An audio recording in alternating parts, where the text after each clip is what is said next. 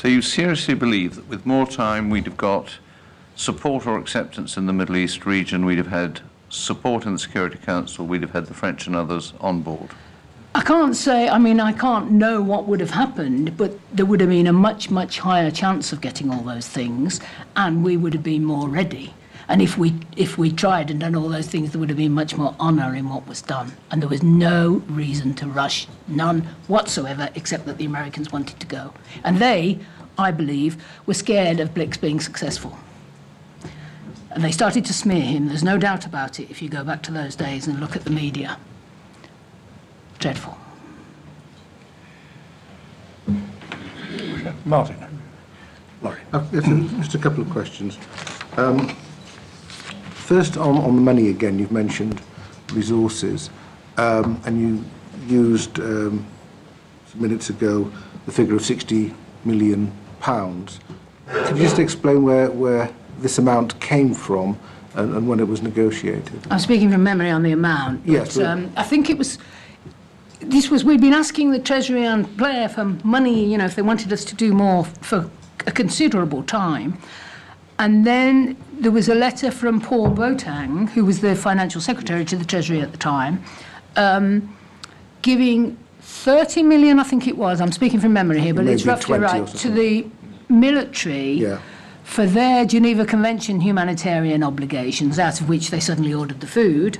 And I think this was after certainly the Special Forces had gone in, so it had all started. And I think 60 million for us to draw down from so we have our own contingency reserve, which we'd already spent a lot of, and then by proving that we needed it, we could draw down that 60 million. And where did that number come from? I mean, was this your proposal to them or their proposal to you as to what was affordable at the time? The number, I don't remember. Officials talk to each other a lot. I mean, 60 and 30 is 90, so it's a bit under 100. I guess it was something like that, but I don't know. And were you content with that number? Did you think it would be enough for the short term? It's all we had, and we were in a crisis. I was still hoping to reunite the international community. So the Treasury strategy at the time is to get the World Bank and others in sense to pick up the costs of yes, and there's a paper you Yes. can check. There's a paper to that effect, and we must get the UN lead, because then we'll get the World Bank, the IMF, we'll get all the other parties, and we'll all contribute, and it won't be a big cost. And did you discuss this with Gordon Brown in the period after the invasion? In terms of... No, I think by then Gordon was back in with Tony, back in with blaming the French. It was all different, no more cups of coffee. He said to me, make sure you prepare, because it was in the media that we weren't preparing, which wasn't true, as we've said, as a matter of record. And even if you leave the government, I'll have you back, things like that.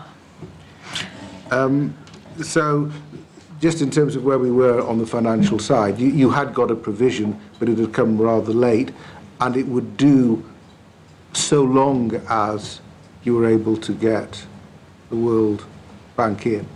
But there would be a far greater drain on resource if you weren't able to get the World Bank in. Well, I mean, you probably have...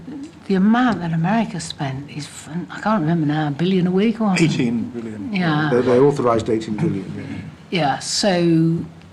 They found it difficult to £60 spend million?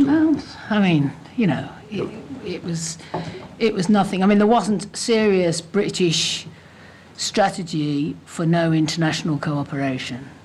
And that had to have money in it. DFID couldn't do it without resources. And we asked and asked and asked, and neither the Prime Minister nor the Treasury came up with anything except the 60 million at the moment when they did.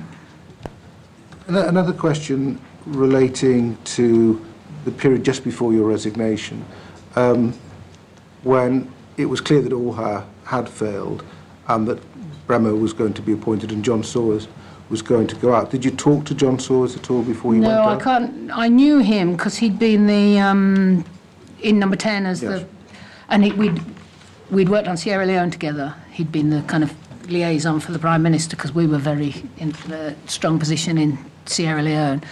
But no, I didn't talk to him before he went out. No. So you weren't engaged with the question of the replacement of ORHA?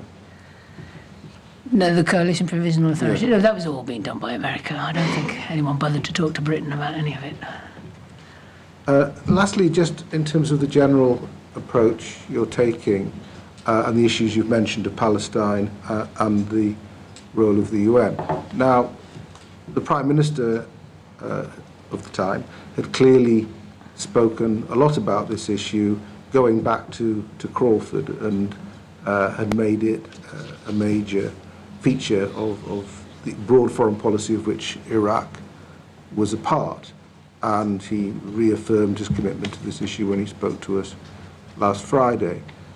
And I suppose it can be, we've already put it, and I'm not sure we put it to him, but we certainly put it to others, that there was a degree of unreality about the expectations of what could be expected at the time. And I think he said in retrospect it probably wasn't a time when you were going to see a lot of progress because of the effects of the Second Intifada. Obviously, others have remarked. Although we had the roadmap, so that's a Yeah, but there was the roadmap, which was progress. But what was there? Was it ever that realistic at this time to expect that it would be that straightforward to move to a Palestinian state? Because the questions I'm asking are really about how much you really could have hoped at this time, even if your working relationships have been excellent with Blair, on these sorts of issues. I think Tony Blair sincerely wants to contribute to peace in the Middle East, which is the root of all the unhappiness and anger in the Arab and Muslim world and so on, as well as terrible suffering, oppression and breaches of international law and all the rest of it. But he doesn't seem to be capable of using the leverage that he's got in his hands. He was in a moment of massive leverage. He should have sequenced it differently, and then we would have seen.